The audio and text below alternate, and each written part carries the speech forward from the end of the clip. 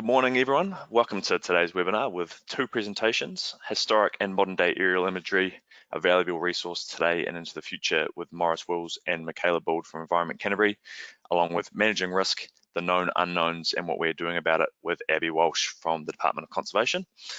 Once again, I'm Ted Taylor from Eagle and I'm your host today, and I'm joined online by Doug Stark from Eagle and Sabo Dekal from the New Zealand Esri Users Group. So thanks for joining us for the final session of the New Zealand Esri Virtual User Conference Series. I'll just go through the basics once more so you know how to participate in case you haven't already joined us before.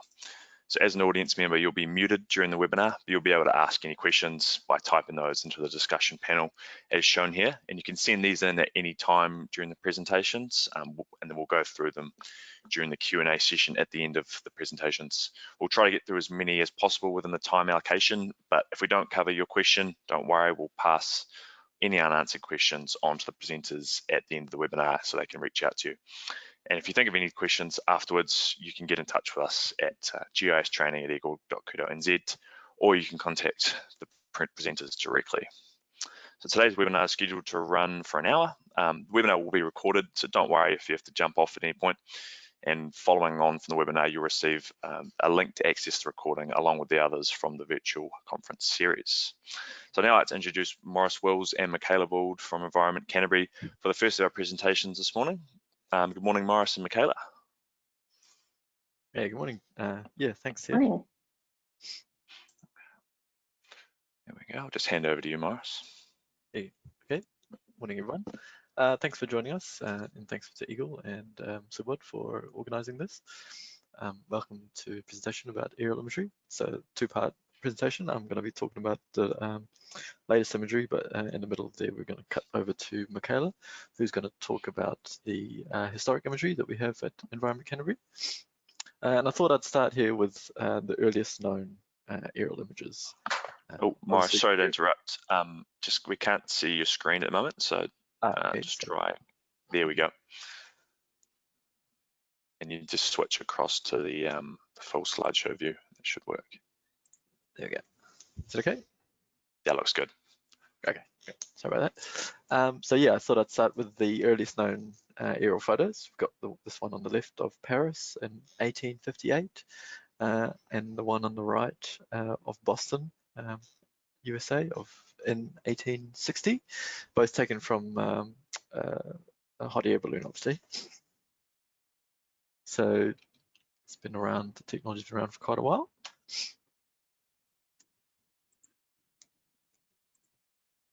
So just a little bit of context for everyone that's listening from out of Canterbury. Canterbury is a large area. It's the largest region in New Zealand, 45,000 kilometres squared. At last count, there's 628,000 people, got the median age of 38, and about 226,000 occupied dwellings there. You can see the density and where everybody lives in Canterbury. And obviously we've got different activities. We've got 4.4 million sheep and 1.3 million dairy cattle. So here at Environment Canterbury, we're tasked for protecting the environment and consenting activities all throughout Canterbury. So I've got an imagery fly through here. I'll just switch to that. Hopefully this plays well. So this is Canterbury. And an orthophoto is an aerial photograph that has been geometrically corrected and orthorectified, such the scale of the photograph is uniform and utilized in the same manner as a map. An orthophotograph can be used to measure true distances of features within the photograph. Aerial orthophotographs play an important role in location data acquisition and visualization. First, they help with a solid visual effect. Many people are more able to put spatial concepts into perspective when seeing photos. In addition, the secondary and perhaps more vital role is to provide a basis for gathering spatial information, examples of which are roads, vegetation, water features, ground cover, land use changes in farming and forestry, urbanization, biodiversity, and extent of flooding events.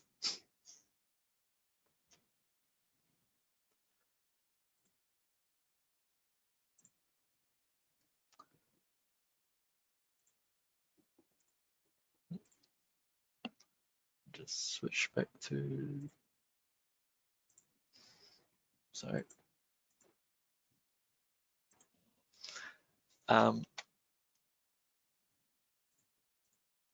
I'll hand over now to Michaela, who's going to show us gaining insights from historic imagery. Okay, Michaela, over to you. I'll just go through my presentation just in the screen I've got on now. That way I can still see my notes. I've got some technical difficulties going on here, sorry. So hello everyone, my name is Michaela and I work for Environment Canterbury alongside Maurice. And I'm just going to give you an overview of how at ECAN we manage our historic aerial imagery collection and how we make them available to the public through the Canterbury Maps platform. So compared to the current day's process, historic imagery capture has come a really long way. So yeah, let me take back to 1858 when this guy here, Gaspar Felix Toumaton, took the first ever aerial photograph from a balloon in Paris. His photos are now lost, but the oldest surviving aerial photograph is this one here, taken in 1860 by James Wallace Black in Boston. So since then, kites, rockets, and even pigeons have been used to capture aerial imagery. And it wasn't until the First World War when using an aircraft to capture imagery really took off. So just some background. In New Zealand, the Crown Archive contains over 500,000 photos on film from nearly 7,000 aerial surveys captured from as early as the 1930s through to 2005. The purpose of the capture was not only for basic topographical information, but for a range of uses, including soil, irrigation, geological, and other surveys, defence training, road extensions and deviations, drainage, and power transmission. So these images were captured on rolls of film from a tiny plane. Things like the bearing, the altitude, and the time were recorded in the camera. So if I just flip back to that image there, you can see this all on the side of the image. As the images are being captured on the plane, they're recording where the images are being taken, what altitude they're flying at, and what run number they're on. And then all this information is used to create survey maps to locate the approximate location of the images on a map. So after the capture, these rolls of film have been stored in aluminium canisters in a vault, and this brings some problems. So having something this valuable only in paper form isn't very smart, as we could lose it forever, and considering how advanced technology is today, it's not a very smart way of doing things. And it's also difficult for people to access. So you actually have to physically go to this vault to access the film. And because they're stored on paper, they're subject to general wear and tear, and it's commonly seen to be decaying because some of them are on acetate. So the solution to this problem came up through this historic aerial imagery project, which was launched in 2014. And this is a collaborative initiative between a number of councils and central government to preserve and digitize these historical aerial images. So a really simplified version of what happens is that LINs identify what films need to be scanned. The scanning is done by Opus, who has been contracted for the project. They review the film on this light table, and they're looking for any image abnormalities, the condition of the film, and also the metadata, which is recorded on the outside of the images there. They then feed these images into these giant scanners, and these are then QA'd to ensure they meet the standards. The film is then returned to the vault and scanned. The scanned images are then gone on to pass on to LINS. So LINS then QAs the metadata and updates a footprints layer that's available on the LINS data service. They update all the metadata that's in that footprints layer. We do use that footprints layer, but I'll talk about that a bit further on. So after that, a copy of the images is then sent to each participating region, and then also sent to ABLI, who upload the images onto RetroLens. So what is RetroLens? That was born from this scanning project, and as the images are scanned, they're added to RetroLens, this website where the public can download the images and have access to them. If you haven't already, I recommend checking out RetroLens website and checking out your area, seeing what images you can find from the past. And yeah, just Google retrolens.nz, you'll find it. So at Environment Canterbury, we take it another step further. We take the raw images and then turn them into something a bit more context than just a standalone image. So we geo-reference the imagery and build cache-based maps that are broken up into 5-year blocks. So this started around 2014. And each year we get university students in to complete this project for us over the summer holidays.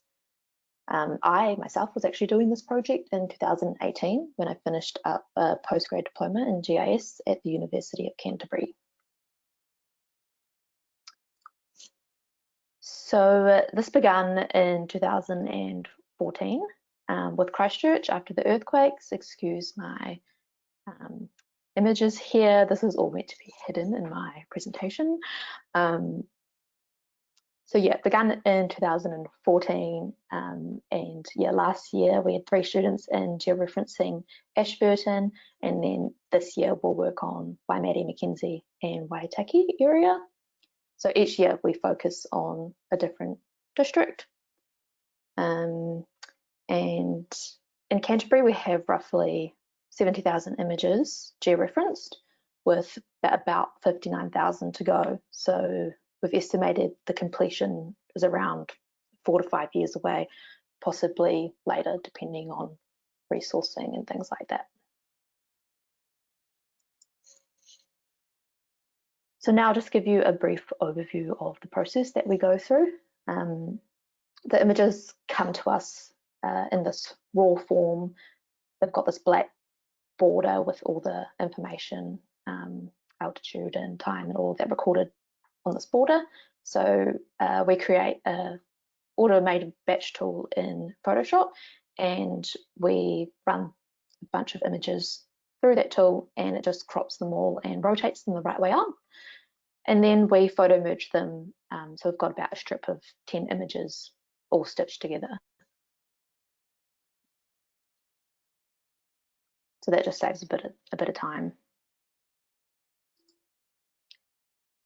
So then we get into the georeferencing. This is the part that can take a bit of time, and the students generally become pros. At the end of it, it's quite easy to find the location that the photo generally is by using the footprints layer that I mentioned earlier that LINS have available on the LINS data service.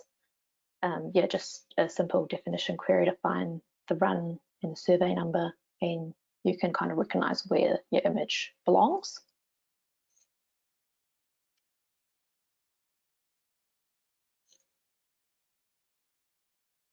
So we add control points evenly around the image to match features that have remained the same throughout time.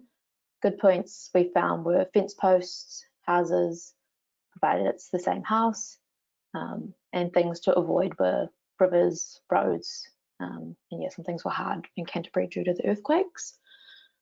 And yeah, depending on the size of the image that we're georeferencing, we usually do around 100 to 200 control points. We also had some issues in steep terrain, which kind of distorted the image and sometimes can cause gaps in between images as well.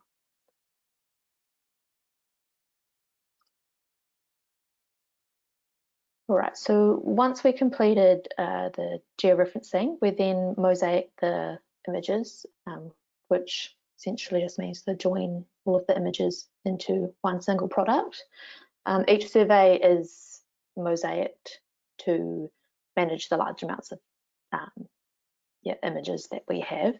And we store this in our corporate system. So we just name it by the supplier name, the name of the survey, the general area, and then the year that it was captured. So there's quite a few steps in the mosaicing process, and we've taken advantage of the tasks that are now available in ArcPro to have these steps to follow and have the parameters already predefined. So yeah, we've got roughly 10 steps, and that involves creating the mosaic data set, adding the rasters, building the footprints and editing them, building a boundary, defining overviews and building them, analysing the mosaic data set, and then updating those metadata fields. Another benefit of mosaicing is that we can also choose which images go on top. So if we've got some sort of imperfection in the image, we can put a better quality image over top due to the overlap. So that can be quite helpful in some areas.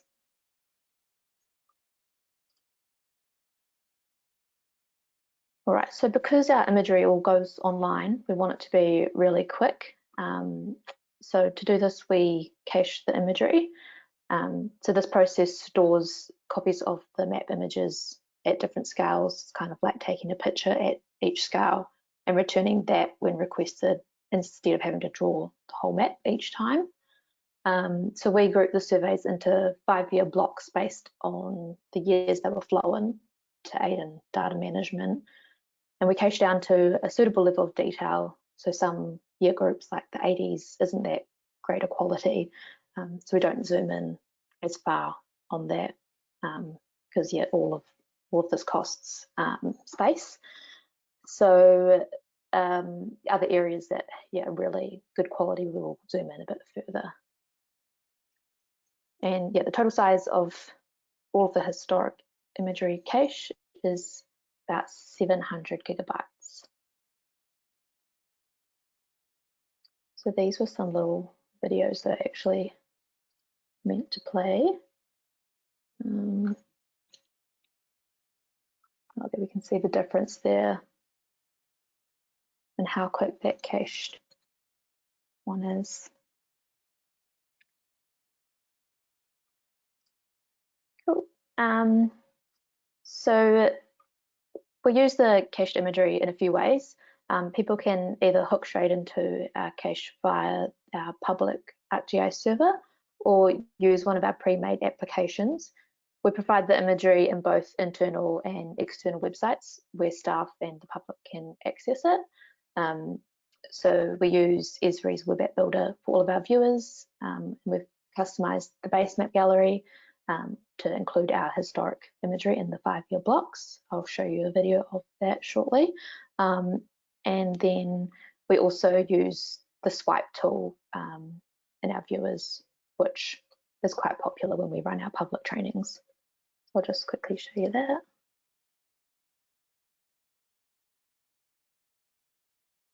Yeah, I'm seeing a white screen on mine, Michaela, so just check if you've got the right screen up. Oh.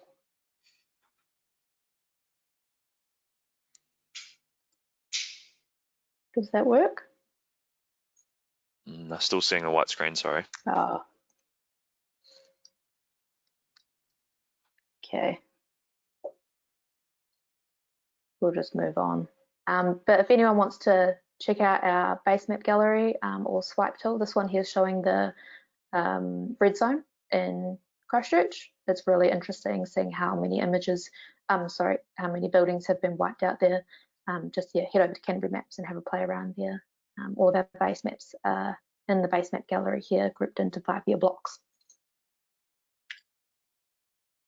All right, so we use our caches in web applications. but the wider ECAN staff actually do a bit more with the imagery. So the contaminated sites team are a big one. They use this a lot. The Ministry for the Environment created the HAIL, the Hazardous Activities and Industries list. The purpose of this was to ensure that potentially hazardous sites are recorded and that so that they could contain contaminants, so that they're not going into the land and things. So some of the sites that ECAN record are timber treatment yards, petrol stations, rifle ranges, deteriorating buildings containing asbestos products, and dry cleaning plants. That's just some of them. And yeah, the purpose of that is just to record all those sites. So here, some of these images show sheep dip sites, which were used to dip sheep in arsenic and other chemicals to treat parasites. And yeah, this contaminates the land, so we want to know where these are. So another example we've got here was during excavation works for a new house in 2018, and the builders uncovered car bodies, general rubbish, and an asbestos pipe in the ground. So I'll just move these out of the way so you can really see at the imagery.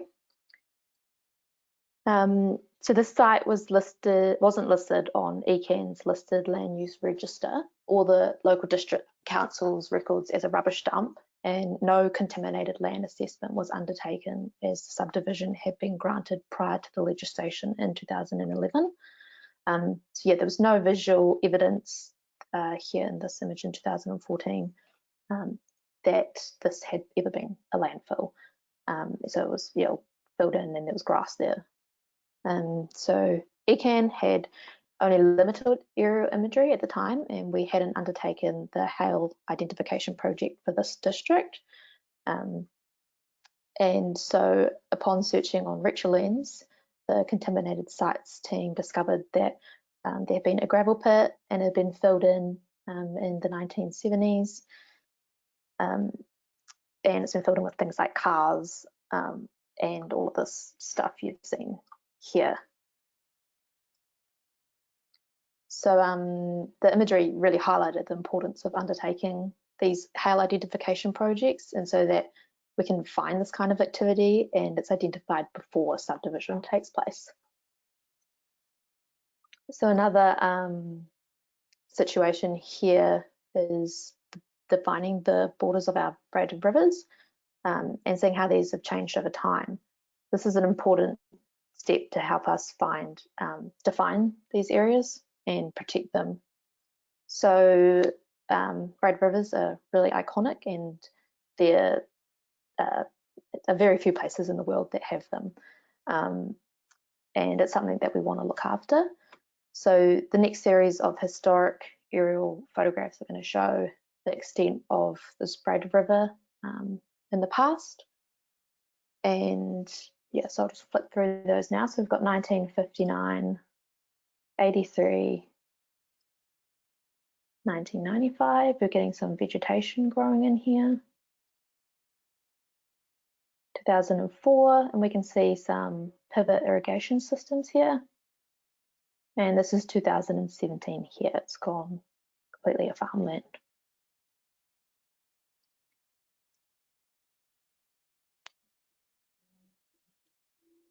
So here, yeah, you can see it's gone from river to farm. So major land use changes have been happening all over Canterbury.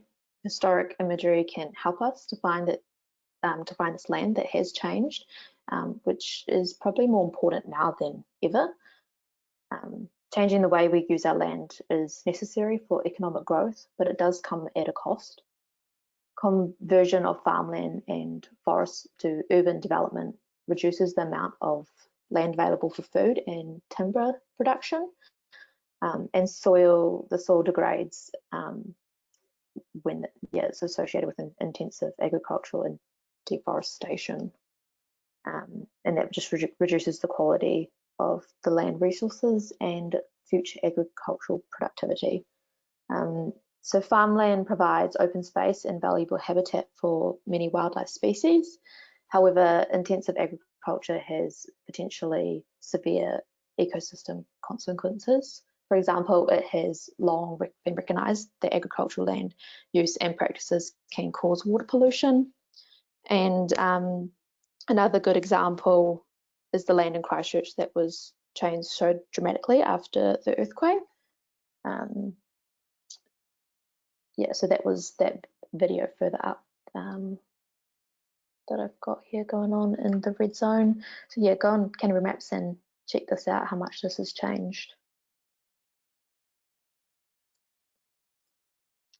Right, so yeah, that's some of the things we use the historic imagery for at ECAN, but we also provide it outside of ECAN for the public to use.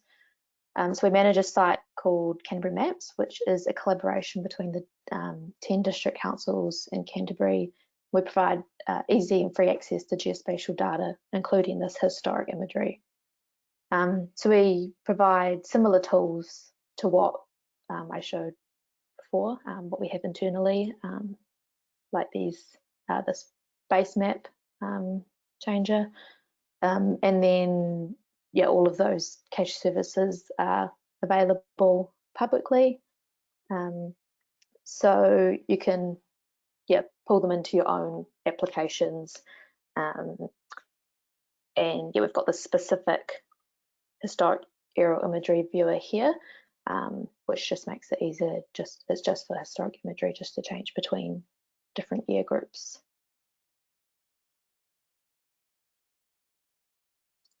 So Canterbury Maps is used by a whole range of people and companies. So we've just pulled together some of the user stories of how companies, shows how companies use the imagery. Just for historic imagery, our highest users would be geotechnical, civil and environmental engineers who are interested in how the land has changed over time, and as well as contamination and the suitability of sites for future development. And we also have a range of geospatial professionals who hook into our services and consume the imagery in their own internal viewers. And then there's just the general public who are interested in the landscape and how it's changed over time. You know, when was my house built, and how was it changed? What did it look like, you know, in the 50s? And yet a lot of people are always amazed at that when we do our Canterbury Maps trainings. So what does the future look like? So we're hoping to get a full coverage of georeferenced imagery over Canterbury. That's our goal, as we focus mainly on urban areas for the contaminated sites hail identification. We do need to go back and fill in some of those rural areas and small urban areas that we might have missed. And then, yeah, we want other regions on board. So hopefully one day we can get a full coverage of New Zealand. And another thing is 3D imagery. So yeah, everyone loves 3D. So, you know, can we bring 3D to the historic imagery, and get some more insights into the land that way. We've got building footprints for current buildings. So, you know, can we get building footprints out of historic imagery? We may be able to gain some insights through that. And then as technology evolves, can we look at replacing that tedious task of georeferencing? Can we use machine learning instead of having these students sitting there georeferencing imagery? Can we reduce that amount of manual work? So yeah, and in the future, the current aerial imagery, which Maurice is going to talk to you about shortly, that will turn into historic stuff as well. So the resolution is just going to keep increasing, and yeah, hopefully we'll have a spatial picture of what our country looked like in the past. Yeah, from, you know, now until way back. Cool, so I'll pass back over to Maurice, and he's going to talk to you a bit about the current aerial imagery capture program we have at EGAM. Okay, over to you, Maurice. That's great. Thank you very much. Thanks, Michaela. That was great. Can everyone see my screen? Presentation? Yep, I can see the aerial photo slide. Yep. Great, awesome. Yeah, so I'm going to talk about how we capture modern day imagery. Obviously, we work out the areas that we want to capture throughout Canterbury, and we contract that out. We do a tender just before the summer season starts, so all the photos get, the flights get flown in the summertime when the sun angle is at its highest, so you don't get big long shadows, and the weather is most settled, and there's least cloud cover, obviously. Just a few concepts that I want to talk about here is when we talk about aerial imagery, you might have heard people mention GSD, so ground sample distance. This is in effect what your pixel size is going to be. So in urban areas, we're talking about around 3 centimeter GSD. In rural areas, it's more like 20 centimeters or 30 centimeters, so 10 times greater detailed over the urban areas. And that the flight lines that they do for the rural areas are also different to the urban areas. They need extra overlap in the urban areas just to get these buildings completely vertical, so you don't get any building lean. Especially over the central CBD areas like Christchurch, you're looking at about 80% overlap, front and side overlaps between photos. And here's a typical makeup of the flight lines that the crews do. Here's on the left, you can see the rural areas. They fly those slightly higher, and weather dependent. There's a lot of wind, obviously, at higher altitudes. And on the right, you can see there the urban towns of, say, Ashburton, and the flight lines that they do for that central one is Ashburton. Here's a quick sneak peek of some of the aircraft that they fly and the big ultracam camera that they mount inside with a holder at the bottom, obviously, and the GPS systems that they have to keep track of the altitude and the speed, just to make sure they get the flight lines right and take the perfect photo at the right place at the right time. We get the photos back, and then we do some post-processing. So we check it, we create these mosaics. So typically we get them back as GeoTIFFs. That's the best format that we get, and we mosaic them together. And each town will have its own mosaic, and each rural area will have its own mosaic. So the Canterbury latest imagery layer is made up of over 100 different mosaics, and we mosaic them all together, and then we have a cache building server. So what a cache is a format for the web. So we're taking the images, the mosaics, and creating different levels, so different scales. The ArcGIS Online scales is the same as Google and the Bing, which is 24 levels, and there's obviously right down at the lowest level, there's the most detail. So we're breaking those into small, tiny tiles of little JPEGs. So over the web, it's fast. People can render them on their browser really quickly. Just a few stats on our base map imagery server. It's a VM, it's 22 gig RAM, it's 11 processors running on Windows Server 2016. We've got ArcGIS Server 10.7.1, and it handles about 15 to 50,000 requests per day for imagery. Just for Canterbury Maps, the internal eCan maps, and also all the other TAs in Canterbury that use the base maps as well. One of the applications that we use, obviously, this is not one of our typical imagery programs, but this was flown just post the Rangitata flood late last year. You can see on the right-hand side here a breakout of the flood. So our scientists went up and a bit more of a crude setup here. We've got a DSLR camera and a GPS, and thankfully they had enough overlap that we were able to get a nice clean layer. But we did have a fallback of the satellite imagery, and in the middle here we've got the rural capture previously, and then this is where the historic imagery becomes really handy. We can see back in 1935 what that the flood track of this Rangatata river was back then, so quite similar as we can see. And here's the mosaic down the bottom, and you can see I've just put some images there of what the flood looks like, took down some pylons and whatnot. Yeah, so Canterbury Maps, I'll just finish up there. You can grab, this is what the website looks like. This is the example of the slide tool I think Michaela was having a look at before. This is Rolleston, this is where I live. You can see the urbanization going on here, farmland conversion to urban.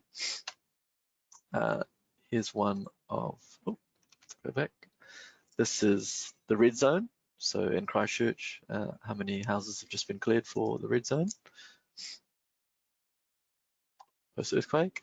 And this is a neat feature that we have on the property searches, one of our apps, where we drag the imagery over the elevation model, so you can go 3D. This is Littleton here, and we built in a nice little imagery slider down the bottom, and you can slide back in history of what the port looked like, right back to 1925.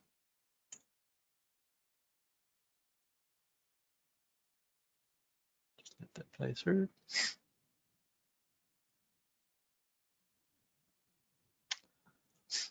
Some of the other imagery applications we have non-ortho photo imagery, but more of a specific example of flood imagery. So we've got a flood imagery app. It's called Flood Imagery Register. This example is so not vertical photos, but oblique photos, and this is a flood in Kaikoura 1993. So you can get your hands on oblique photos of floods as well. I was actually in Kaikoura during this flood. It's a bit scary. As a young lad. And retro lens, which Michaela mentioned as well, the historic imagery, vertical photos that are not yet georeferenced. So they're roughly georeferenced. We've got the rough location where they are, but they might be orientated the wrong way. And through the student internship program summer that we have of georeferencing them, and then we get them into the layers. So yeah, that's basically it. That's all the imagery that we have Environment Canterbury today and historically. Yeah, open to any questions. If not, I guess back to you, Ted, to hand over to Abi. Thanks very much, Maurice and Michaela.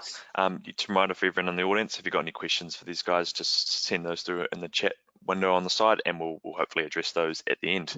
Okay, I'll now hand over to Abi Walsh from DOC. Abi, good morning. Hi Ted and everybody else who's online. So I'm just about to share my screen. So hopefully, oh, there we go. Does that look okay? Can you see that? Yep, that looks good. Nice. Whenever you're ready. Yep. Okay. So 1733. So I'm also going to do a bit of a trip back in time. So 1733 in New Zealand or thereabouts. So Abel Tasman had been, Captain Cook had yet to arrive. And because I'm Irish, I had to put in something about Ireland. So 1733 in Ireland, funnily enough, there was an influenza epidemic. They were building hospitals and there was banks going to the wall. So similar kind of stuff. 1987. So this is when DOC, Department of Conservation, was set up, and so they're responsible for managing about 30% of the land mass of New Zealand. Now that's not including marine, yeah, just land stuff.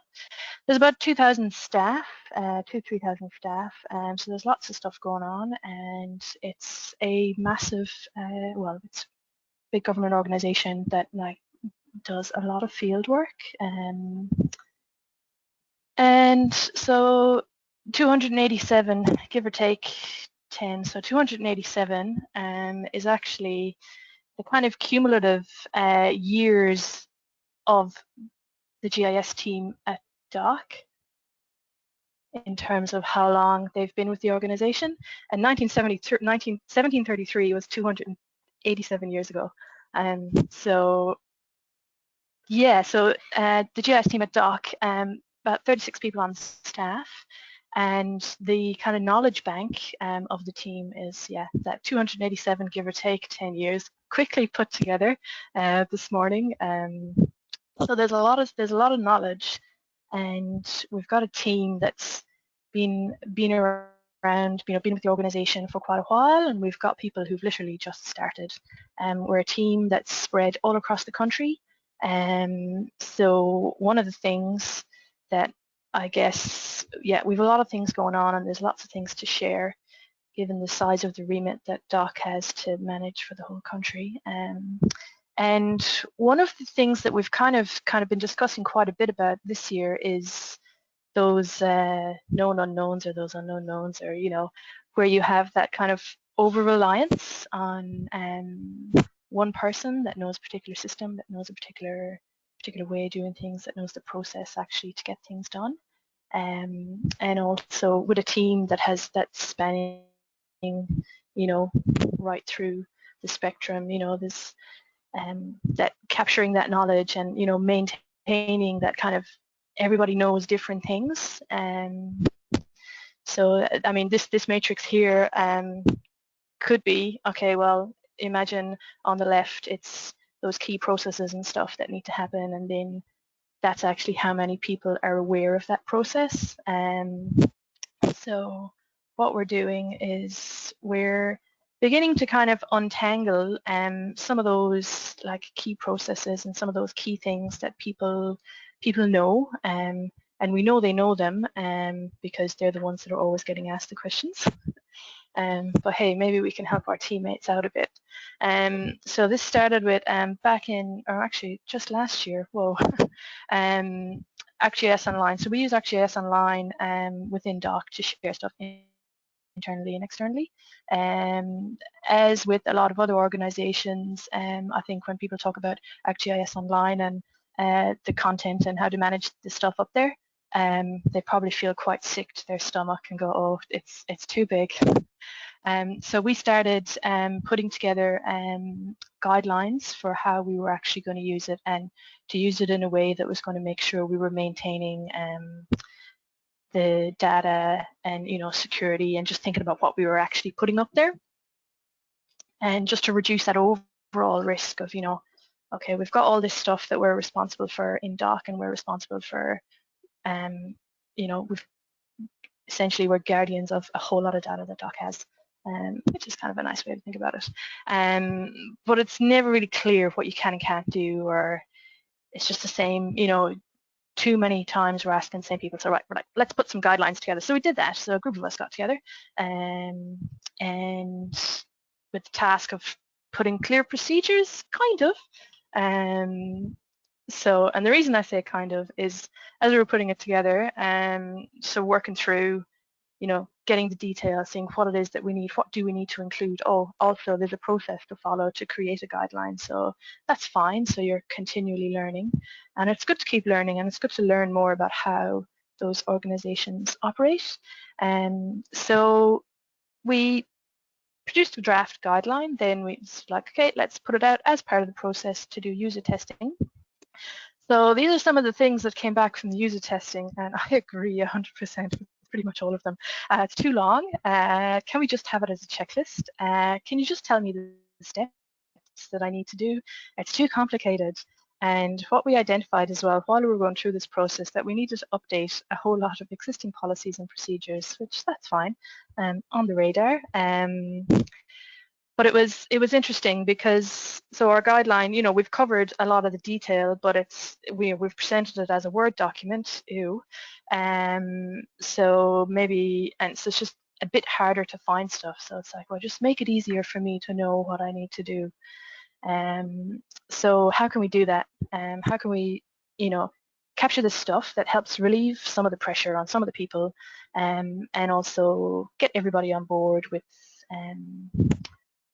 the way things can be done and how you also get things done within an organization. So along comes another project, and we have, so we started the process of the upgrading to ArcGIS Enterprise. And for that, like, we needed kind of that big picture of, okay, well, what is it? You know, what does our network look like? Because we were about to start some testing. So I'm going to show you some pictures of what the network looks like. And again, it might just highlight some of the issues, I guess, that, so this is our network. When you zoom in really closely on that PDF, you can kind of make out the locations of servers and sort of get a sense of what's going on if you kind of already know a little bit about how this setup is. So I always thought it was a bit complicated, so kind of went, well, let's just strip it back and go, what is in there? So there's all this stuff. But then as we were kind of working through it and kind of trying to determine what is that actual set of test scripts that we need to run to make sure this thing is going to work and avoids duplication of work, we decided maybe we can just make it simpler. And we got talking about underground maps and London and transport. So we were like, what if we converted that into something, just chop it right back and then go, oh, okay, hang on a second. These are all our different lines to do stuff. So it's this image contains the very same information that the earlier one with that you had to like zoom in really far to see any of the detail. And this is just right. This is how you get from here to here, or this is how that process goes from there to there. So we're beginning to make those steps to look at some of that key stuff that we have to do and just try and make it easier. So just by understanding like what's going on and getting more of a sense of the processes and asking more questions and looking for more feedback from people, and just kind of getting involved and trying to make things more easier to understand and in a more digestible format, and hopefully we'll be able to move away from information being hidden in Word documents on one server and DocWiki, and we can just have one point where you can go, right, well, I want to take the purple line, you know, I want to make something, I want to share something to somebody else in the organization, or I need to do this thing, right? Take the purple line. Oh, I've got to like do all these things along the way. Or, hey, I need to share something internally. I need to get from here to here. What's the easiest way? Oh, that's cool. Jump on the green line. It'll tell you all the things you need to do. Nice one. Or, you know, you want to share something externally. Right, here's the list of things, you know, so still maintaining or, you know, the key things that we touch on, and also just trying to kind of make things a little bit easier for the end user to understand. So, and in that way, taking the pressure off of individuals and starting to capture the information that is held by individuals and just sharing the load. And it could be nice to do it just a little bit differently. And that's kind of it.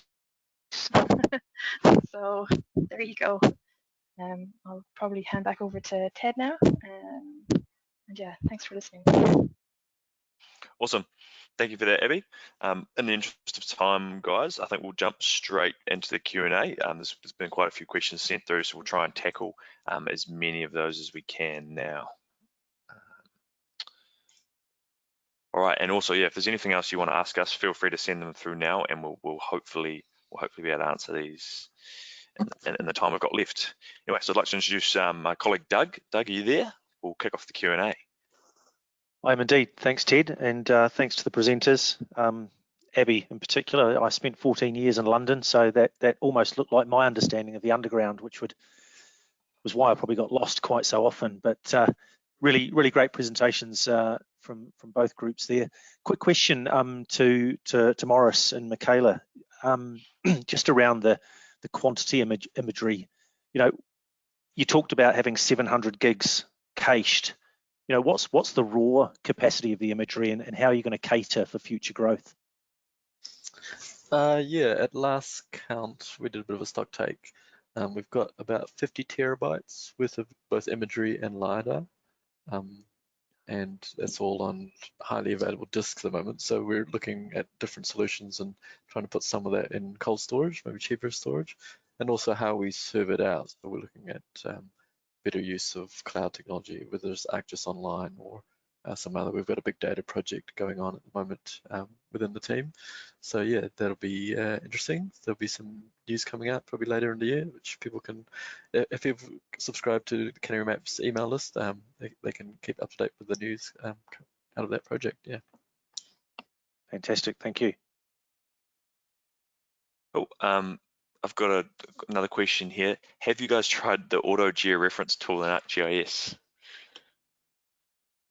I have tried that. I had issues with it. I was doing some quite a steep terrain though, and I had yeah, it was all over the place. But yeah, maybe something we can investigate a bit further. Another one here, and I think Maurice, you might have answered it actually towards the tail end, but you talked about caching the images in 5-year blocks. So does that result in a layer potentially having an image from 2010 as well as one from 2014? You kind of just pick the best one from that 5-year time frame? Yes, that's right. Because we do that just to get greater coverage and also to choose the best photo obviously out of that. But we do have a layer so people will be able to see, and we're going to develop something on the property search so people will know exactly the date of the image that they're looking at within that 5-year block, so there's no confusion. Ah, cool, okay. So you can't sort of say, I'd only like to see 2011 irrespective of the quality of the photos, but if you look at a 5-year block, it will note that an image is from 2014 versus 2012. Correct, and that's where also the retro lens comes in as well, where you can get your hands on the raw imagery, because all of those other images within those 5-year blocks will be in retro lens as well. Yep, okay, thank you. Cool. Here's a question around the author rectification process. Michaela, you mentioned that there's quite a few points that have to be chosen to do that. Is that something that the students sort of pick out manually? Like obviously they're trained in terms of what they need to pick, but then from there they're sort of let loose to jump into the images and pick them themselves? Yep, so the students, they'll georeference the images. So yeah, we ask for roughly around 100 to 200 points per set of image, just as best as they can get it. Yeah, some areas are more difficult than others, yeah, depending on the farmland and flat areas. We're quite lucky in Canterbury, we've got a lot of that, quite easy to do. And then some of the stuff in the hilly areas, it's not georeferenced as well. It's can be quite difficult, yeah, with the land up there. Mm-hmm. But yeah, students, and just, yeah, we give them some guidelines and they jump into that. Yeah. And further to that as well, you mentioned that the machine learning and artificial intelligence is something that you're looking to move into. Has any work begun on that, or is that still in the future? No, that's to come in the future. There has been a project looking at wetlands, so using satellite imagery and aerial imagery just to try and define wetlands in Canterbury, and then the scientists come in and try and ground truth some of that work. So yeah, there's that kind of work is starting, so we're excited about that. Cool. Thank you. Yeah, another quick question for, well, it might be quick, who knows? Lots of really positive comments about the presentation, but in relation to imagery of Tekapo becoming available soon, I think it was on the timeline, Michaela, that you showed. Will DEM also be available, and if yes, what resolution? I think that new imagery tile on the Canterbury Maps homepage is just imagery. Yeah, so we're getting new imagery in Mackenzie, which is going to be up in the next month. So I'm not aware of a DEM being available, but we do have a layer on Canterbury Maps with the LiDAR extents. So yeah, anyone could go and add that layer and check out what coverage LiDAR is in Canterbury, and they can go and have a look if there's anything new in that area. And I think it's at a 1 meter resolution, Maurice. For Tekapo, it'll be right? 20, about 3 centimeters, I think. That's the urban area, so yeah, quite good imagery.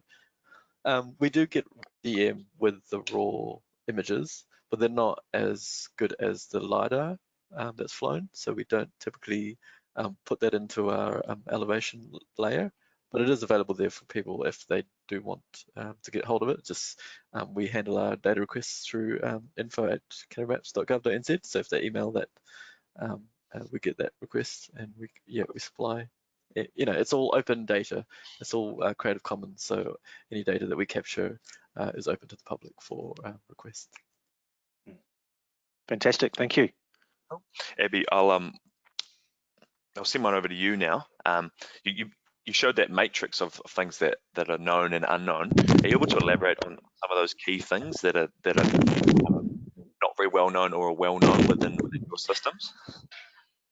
Oh, well, that matrix was actually a skills matrix of who has skills, but I just wanted to kind of use it as an illustration of sort of, all those things that we know but we don't know. So say we know people are going to retire, we know people take leave, we know people are going to do other things, but the biggest unknown is kind of, well, how much do they know, and how can we sort of facilitate capturing that?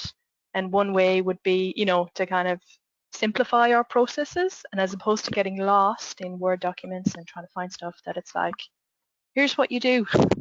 Here's ABC, off you go, done.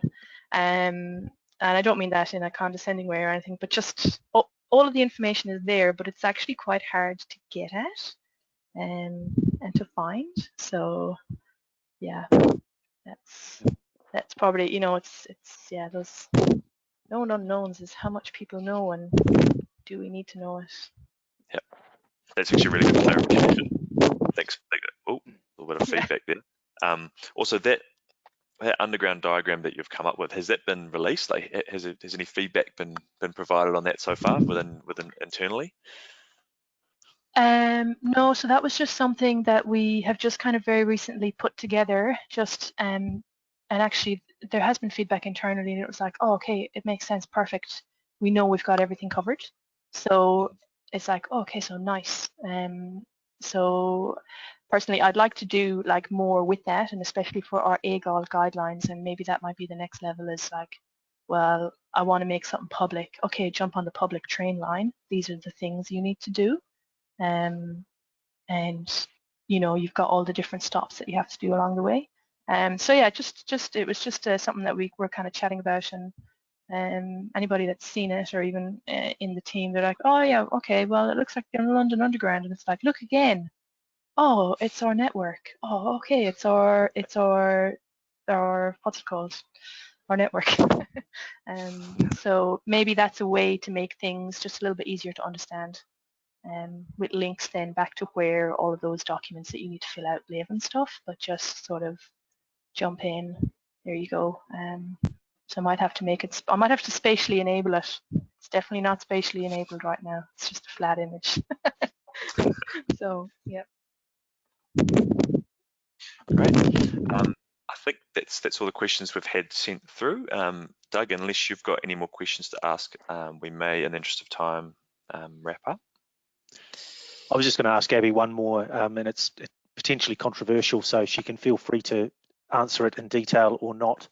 Obviously, a lot of organisations look to retain lots of IP and knowledge, even with the coming and goings of staff. You mentioned a vast number of years of experience and knowledge. This process, did you see a cultural change in people being willing to share, being willing to simplify processes so that it made it easier for others, or were there some challenges? I think the challenges are people don't have enough time, and because there's sort of an over-reliance on individuals, particular individuals per particular things, people are quite sensitive then to like not kind of overburden, you know, in one way. So it's a bit of a catch-22, and I know from like previous places where we've done this, it's that time commitment upfront actually does pay off, but it's just a tricky one to balance. And sure, everybody would love to be able to, you know, hand more stuff over, but it just takes time. So we do kind of know some of those key places where we do need to, you know, do more of that sort of handing stuff over. But yeah, this is quite in sort of early stages, and the first one was probably just trying to kind of get to grips with the AGOL guidelines. And based on that, then we're like, okay, so what else do we need to know? We haven't, you know, we still have work to do there. But yeah, so yeah. Yeah, I don't know if that answers your question or not. Well, no, it does. It was very diplomatic. I think it'd be interesting to see, you know, in a year's time and 2 years' time where you're at, because yeah, you're right. Often people will say, well, Yeah. do you know what? Rather than showing someone else how to do it, I'll just do it myself, which actually doesn't get you to the end goal. That individual is still the person with all the skills for that particular task. So, no, fantastic, and thank you very much for your time. Yep, no worries. Okay. Yep. Thanks everyone. I think we'll wrap up the Q&A there. If you think of anything else you'd like to ask us or the presenters, you can get in touch with us at gistraining@eagle.co.nz, or you can contact the presenters directly. And if you've missed any of today's presentation, or you want to take another look at this recording or any of the other recordings from the virtual series, you can find the recording online at that go to stage link in the middle there, and you'll also be emailed this as well. So massive thank you to Maurice, Michaela and Abi for the presentations today. This virtual user conference series has been a collaboration between the New Zealand Esri user group and the partners Eagle Technology, GBS and Altera. And the user group would also like to say a massive thank you to the virtual user conference sponsors, National Map, GeoWorks, Jacobs and First Name. Finally, I'd just like to point out that the New Zealand Esri User Conference will be going virtual this year, and we'll be using platforms and systems that will make it almost like being there in person. We'll be bringing some more information. We'll send that out as soon as we can, so keep your eyes posted for that. So from myself, the team at Eagle and the New Zealand Esri Users Group and everyone else that's been involved behind the scenes, thank you to all of you in the audience for your time. That's a wrap on the virtual user conference series for 2020. It's been a new experience for us all, and your willingness to register and actively participate in each of the webinars week in, week out with your questions and feedback has been absolutely fantastic. And hopefully you've all taken bits and pieces of wisdom from each of our presenters along the way. So all the very best, everyone, and we look forward to connecting with you face to face soon. Cheers. Bye.